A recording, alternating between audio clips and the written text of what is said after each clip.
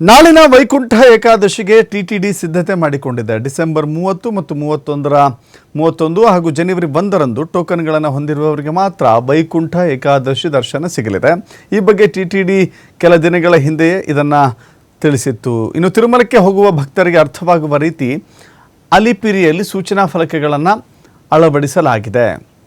ಇನ್ನು ಜನವರಿ 2ರಂದು ಅಥವಾ ಜನವರಿ 2ರಿಂದ 8ರವರೆಗೆ ಟೋಕನ್ ಇಲ್ಲದೆ ಭಕ್ತರು ಸರ್ವದರ್ಶನ ಸರದಿಯಲ್ಲಿ ನಿಂತು ವೈಕುಂಠದ ಮೂಲಕ ದರ್ಶನ ಪಡೆಯಬಹುದು ಅಂತ ಹೇಳಿ ಟಿಟಿಡಿ ತಿಳಿಸಿದೆ.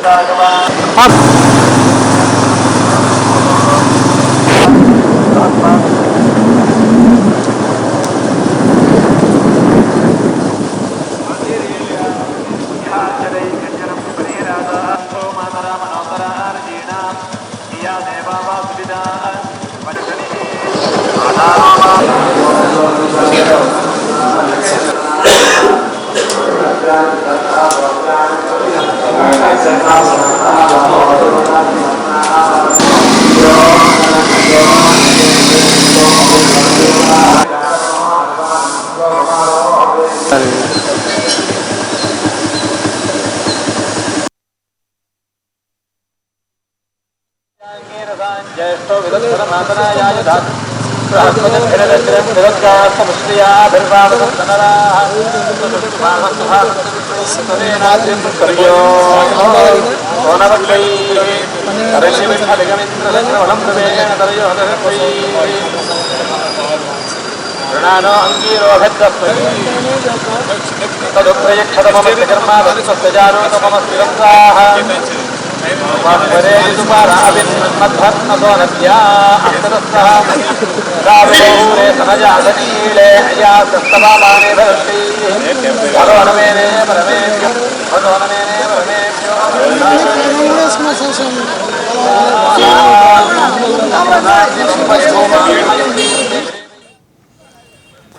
ಇದು ವೈಕುಂಠ ಏಕಾದಶಿಯ ಕಾರಣಕ್ಕಾಗಿ ತಿರುಪತಿ ತಿರುಮಲ ದೇವಸ್ಥಾನ ಸಕಲ ರೀತಿಯಲ್ಲಿ ಸನ್ನದ್ಧಗೊಂಡಿದೆ, ಭಕ್ತರನ್ನು ಸೆಳೀತಾ ಇದೆ. ಹಾಗಂತ ಎಲ್ಲರಿಗೂ ಕೂಡ ದರ್ಶನದ ವ್ಯವಸ್ಥೆ ಆಗುತ್ತೆ, ಎಲ್ಲರೂ ಕೂಡ ದರ್ಶನವನ್ನು ಪಡೆದುಕೊಳ್ಳಬಹುದು ಅಂತ ಹೇಳಿದ್ರೆ ಖಂಡಿತವಾಗೂ ಇಲ್ಲ.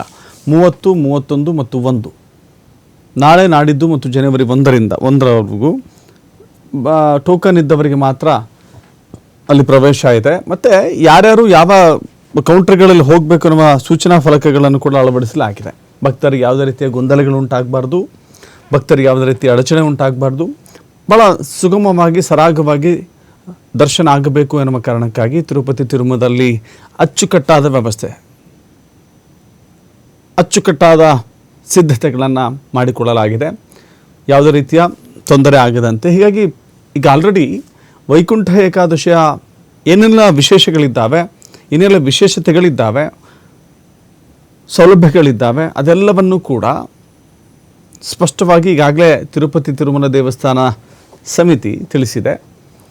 ಜೊತೆಗೆ ಇಲ್ಲಿ ಅಕೊಮಡೇಷನ್ ಹೆಂಗಿರುತ್ತೆ, ಪಾರ್ಕಿಂಗ್ ಹೆಂಗಿರುತ್ತೆ, ಪಾರ್ಕಿಂಗ್ಗಳಿಗೆ ಎಲ್ಲೆಲ್ಲಿ ಯಾರ್ಯಾರಿಗೆ ವ್ಯವಸ್ಥೆ ಮಾಡಲಾಗಿದೆ, VVIPಗಳಿಗೆ, MLAಗಳಿಗೆ, MP ಗಳಿಗೆ ಪ್ರತ್ಯೇಕ ಪಾರ್ಕಿಂಗ್ ವ್ಯವಸ್ಥೆ ಮಾಡಲಾಗಿದೆ, ಸಾಮಾನ್ಯ ಜನರಿಗೂ ಕೂಡ ಪ್ರತ್ಯೇಕ ಪಾರ್ಕಿಂಗ್ ವ್ಯವಸ್ಥೆ ಮಾಡಲಾಗಿದೆ. ಗೊಂದಲಗಳು ಉಂಟಾಗೋದು ಬೇಡ ಅಂತ ಹೇಳಿ TTD ನೀಡಿರುವಂಥ ಸಲಹೆ ಸೂಚನೆಗಳನ್ನು ಜೊತೆಗೆ ಆ ಸೂಚನಾ ಫಲಕಗಳನ್ನು ಗಮನಿಸಿ ಭಕ್ತರು ಅದನ್ನು ಅನುಸರಿಸಿದರೆ ಖಂಡಿತವಾಗೂ ಕೂಡ ಭಾಳ ಸುಲಲಿತವಾಗಿ ದರ್ಶನ ಆಗುತ್ತೆ, ಯಾವುದೇ ಅಡಚಣೆ ಆಗೋದಿಲ್ಲ ಅಂಥೇಳಿ TTD